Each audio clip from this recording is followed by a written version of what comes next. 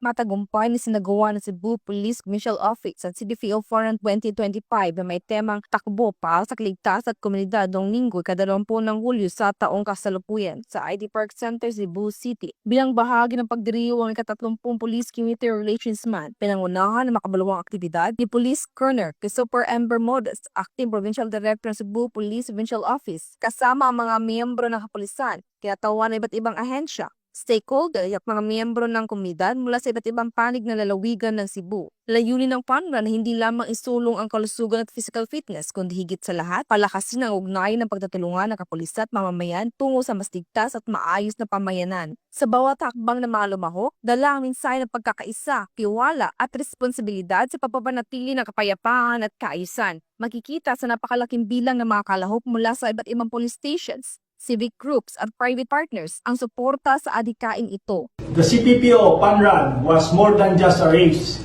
It was a movement for safety, wellness, and unity, held in celebration of the 30th Police Community Relation Month.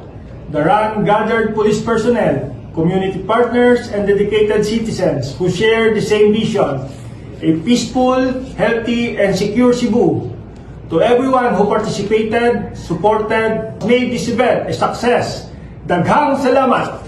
Your energy, time, and solidarity are what fuel our mission to serve and protect. Together, we run with purpose. Together, we build a stronger community.